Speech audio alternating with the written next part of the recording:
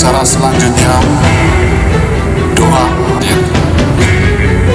Pada akhirnya ya Tuhan, dalam nama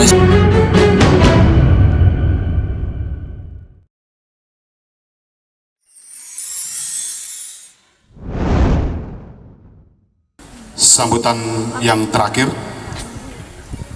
sambutan dari Bapak Kepala Dinas Pendidikan dan Kebudayaan Provinsi Nusa Tenggara Timur, sekaligus membuka kegiatan Gebiar SMK se-Kabupaten Kupang tahun 2024 dengan resmi.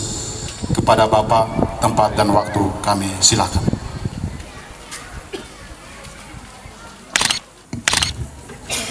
Salam. Salve. Assalamualaikum warahmatullahi wabarakatuh. Om Swastiastu. Namo Buddhaya. Salam kebajikan. Yang saya hormati Kepala Dinas Pendidikan Kabupaten Kupang atau mewakili Kepala Dinas Peternakan Kabupaten Kupang atau yang mewakili Kepala Dinas Perikanan Kabupaten Kupang atau yang mewakili. Membangun SMK itu gampang-gampang susah. Gampang-gampang susah. Karena SMK itu adalah pendidikan vokasi, di mana pemerintah tentu punya tujuan agar melalui SMK berbagai persoalan bangsa ini bisa diselesaikan. Persoalan yang paling utama melalui SMK ini adalah kita menekan pengangguran. Dengan cara apa? Anak-anak bersekolah di SMK belajar dan berlatih selama 3 tahun. Setelah dia tamat, dia punya kompetensi untuk supaya dia bisa masuk ke dunia kerja. Kalau dia bisa kerja dan berpendapatan, maka dia tidak menganggur.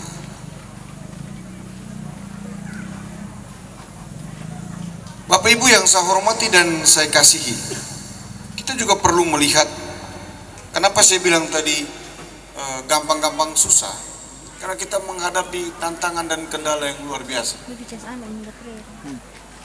Dan kondisi kita saat ini, kita bisa lihat bahwa data dari Kementerian Pendidikan, Kebudayaan Riset dan Teknologi, SMK di NTT saat ini mengalami beberapa kendala dalam mempersiapkan lulusannya agar siap memasuki dunia kerja. Kita bisa lihat dari angka nasional. Di tingkat nasional, pengangguran terbuka di kalangan lulusan SMK masih tinggi, mencapai 10,42%. Itu pengangguran dari tamat SMK. Di NTT tentu lebih tinggi, karena tantangan kita lebih hebat, karena dunia usaha dan dunia industri di NTT masih lebih terbatas.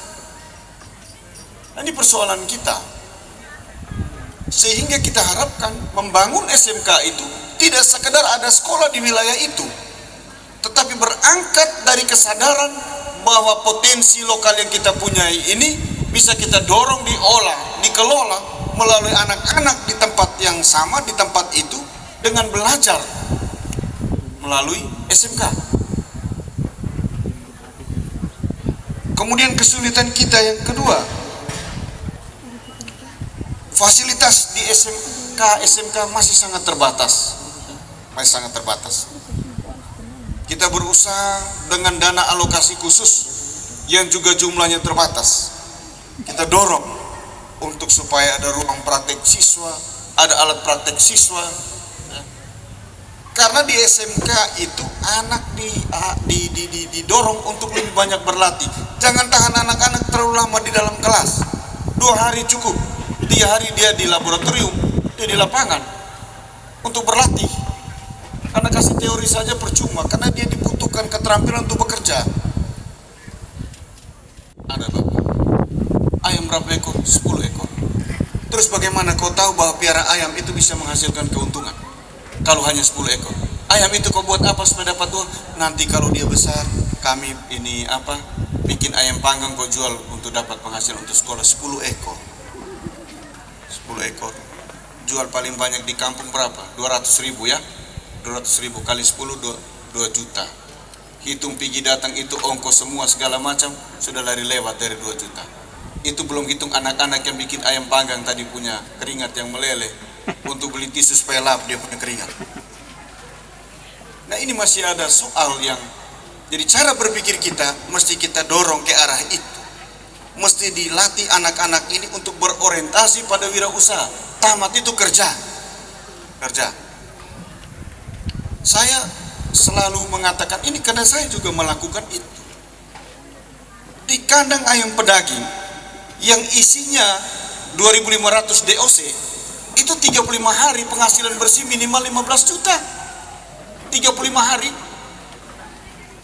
Saya pernah mengolah tanah di ukuran areal, ukuran tanah sekitar 40 kali 50 meter persegi. Saya pernah menanam cabai. Di 3 bulan saya kemudian panen hasilnya 60 juta.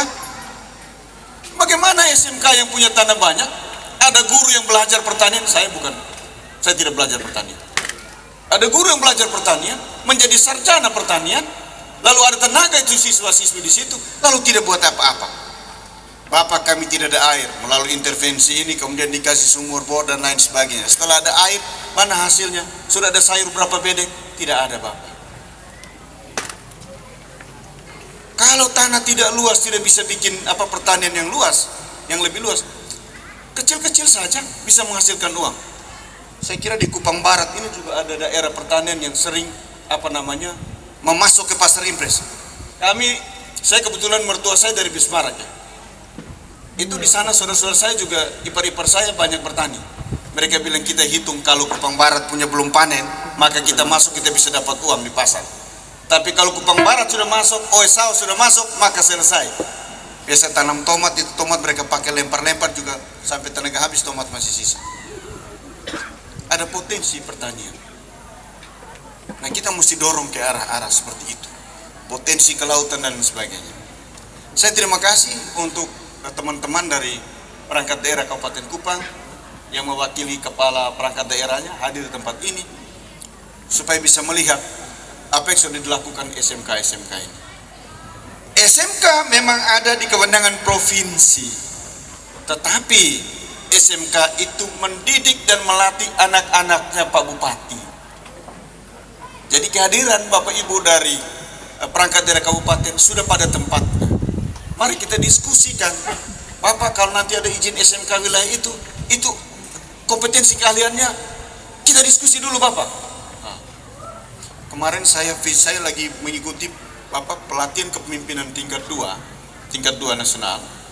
Itu ada yang menarik. Kebetulan lokasi visitasi kita di Kabupaten Badung, Provinsi Bali. Mereka memang APBD-nya kuat. Kemarin perubahan anggaran itu mereka mengurusi 503.000 penduduk. APBD-nya tembus 12 triliun. Ada kisah yang menarik di situ. Kabupaten Badung itu membangun sarana dan prasarana SMA SMK. Dia bangun lalu dia serahkan ke provinsi. Saya bilang benar itu. Karena memang dilakukan oleh provinsi, tapi anak-anak itu tamat bekerja di kabupaten itu, mengurangi angka pengangguran di kabupaten itu. Jadi kalau pemerintah kabupaten dan provinsi berkolaborasi di dalam rangka meningkatkan kualitas tamatan SMK, SMA, saya kira itu sangat pada tempatnya. Karena begini, Kabupaten Kupang punya keadaan 15-20 tahun ke depan, itu tergantung dari anak-anak yang sekarang ada di SMA dan SMK yang sekarang ini. Kalau mereka sekolah baik-baik, mereka jadi baik, itu Kabupaten Kupang aman. Kalau mereka sekolah baik-baik, mereka tamat, mereka punya keterampilan kerja, angka pengangguran di Kabupaten Kupang turun. Angka Kamtipmas pasti makin baik karena orang sibuk kerja. Jadi perlu. Jadi tidak semata-mata bahwa ini urusan provinsi, sudah provinsi atur. Kita perlu membangun satu ekosistem pendidikan yang kait-mengait antara pemerintah kabupaten dan pemerintah provinsi. Pemisahan ini hanya sebetulnya untuk memberi fokus, tetapi tidak memisahkan bahwa ini SMA provinsi. Kita bicara soal literasi misalnya. Kalau kita tidak bangun ekosistem yang baik, maka ketika anak-anak tidak baca dengan baik di SMA, maka kami di provinsi hanya bilang begini, kami terima dari SMP yang adalah urusan kabupaten. Kepala SMP bilang kami terima dari SD, padahal mereka sama-sama urusan kabupaten. Yang dari SD bilang kami terima dari TK PAUD. TK PAUD bilang kami terima dari orang tua. Kita mulai baku tolak. Nah, kita mengikuti diskusi-diskusi akhir-akhir ini terkait dengan pergantian pimpinan di tingkat nasional. Kita akan mengikuti kebijakan apa yang akan ditempuh. Tentu kita akan menyesuaikan dengan itu. Yang terakhir, saya berterima kasih karena MKKS Kabupaten Kupang bisa melaksanakan kegiatan Gebiar SMK yang keempat ya. Yang keempat. Tetapi yang perlu juga menjadi catatan adalah dari tahun ke tahun itu kualitasnya harus makin baik. Kalau kemarin yang bawa di sini dipajang di stand-stand itu kemasannya masih biasa saja, tahun depan harus kemasannya makin baik. Kalau yang tahun lalu misalnya jagung goreng itu warnanya masih kelihatan hangus, tahun ini harus lebih baik sehingga orang lihat orang Kupang bilang ludah air meleleh karena dia kepingin mau makan itu pasti dia beli. Tapi kalau dia lihat saja dia tidak suka, maka dia tidak akan beli itu. Karena dia mau beli untuk apa? Lalu kemudian kita nanti di menjelang HUT NTT apabila MKKS Kabupaten Kota setelah gebiarnya kemudian ada hasil-hasil yang baik dan luar biasa, maka kita akan bawa itu pada gebiar SMK tingkat provinsi yang akan kita gelar Desember menjelang HUT NTT. Dari SMK ke dunia usaha untuk membangun karir yang cemerlang. Kita buka kegiatan ini dengan tepuk tangan bersama. Mari.